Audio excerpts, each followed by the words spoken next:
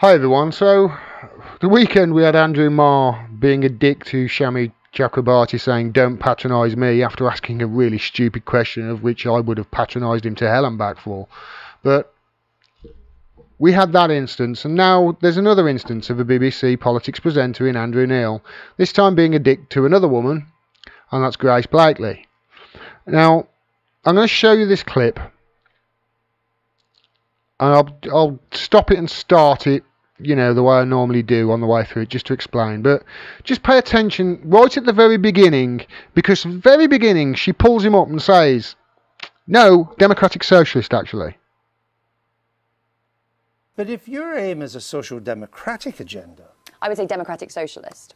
Oh. There you go, straight away. No, Democratic Socialist, there's a difference. We want to take back social ownership of the means of production. And then he goes on to go, whatever. Basically that sort of attitude. Yeah, whatever you say, the tomato, that sort of thing. Right, well, we can call it that too. Why do you need to leave the EU? Sweden is a social democracy. It's a member of the EU. Denmark is a social democracy. Holland is a social democracy. Yeah, but we're not talking about social democracy. We're talking about democratic socialism. She's already pulled him up on it right at the very beginning, and he still goes into... They did this in America recently with Alexandria Ocasio-Cortez. The mainstream media did, and it's really weird because in America they did it the other way round.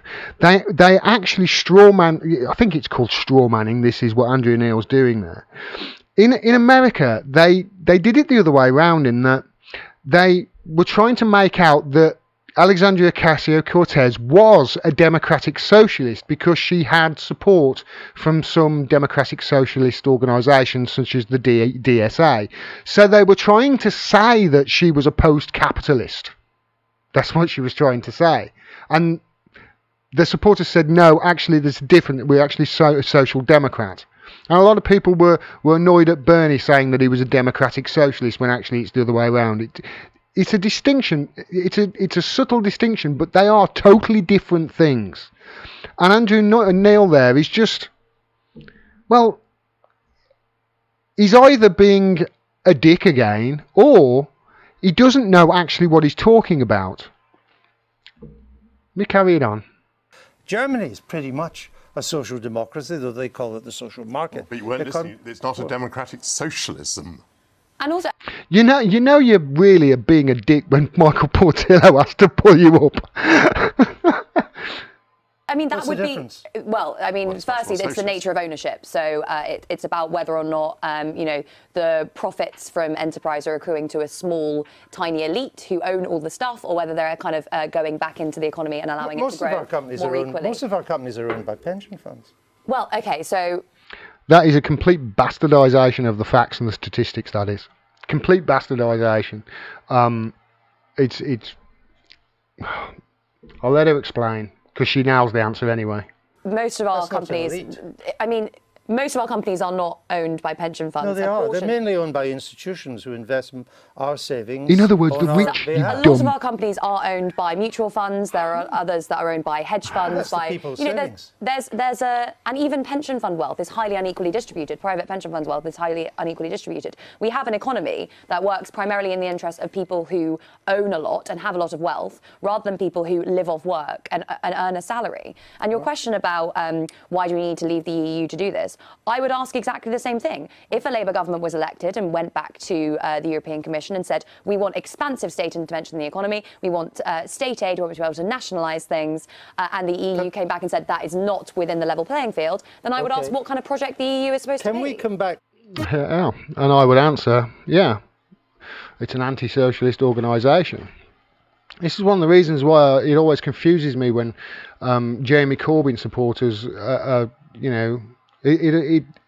It confuses me when Jeremy Corbyn supporters and the supporters of Jeremy Corbyn's agenda are actually pro-remaining in the EU, because there are large parts of Jeremy Corbyn's agenda which, let's face it, is a democratic socialist agenda which takes back the social ownership of the means of production, and the EU wouldn't allow that.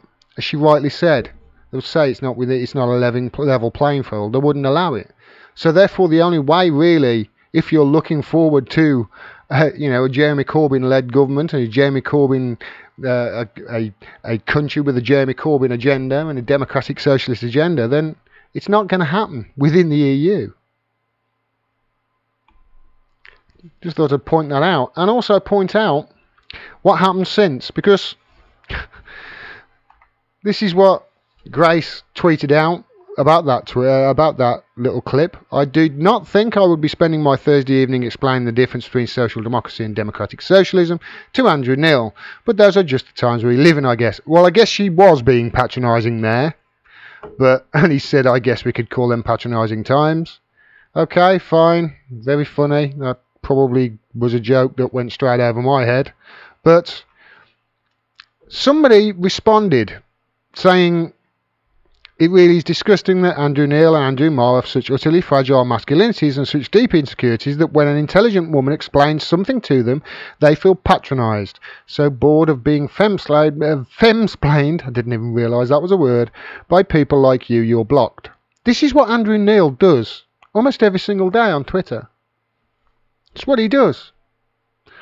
And, I mean, I don't know whether that guy has forgotten or he's not aware of this, but the BBC licence fee pays his wages. So therefore, the people who pay his wages are the very people that he is blocking on Twitter and chastising for only having 14 supporters when they criticise him. Andrew Neil, stop being a dick, mate. And to all of you at the BBC, stop being dicks. Do your jobs. The fact of the matter is there that Andrew Neil was shown up for not knowing the difference between democratic socialism and a social democracy. He either doesn't know it at all, or he pretended not to know it so he could strawman the argument. I think it's about time we put people like him out to pasture, and a new media came to the fore, don't you? I really wanted to just do a video just to tell Andrew Neil and people at the BBC, don't be a dick. Does that make me a dick for doing it? If you like this video and you want to see more, please subscribe and click the bell below so you get a notification of when I drop further videos. Independent voices like mine, I'm sure you're aware by now, are being censored across all social media platforms, so please like and comment on the videos. That really does help the channel out, and share the videos wherever you can to grow the audience. If you can, please support me on Patreon. You can do it for as little as $1 a month. I cannot do this without your help. I rely on your donations. Thanks very much for your support. It really is appreciated. Until next time, peace and take care.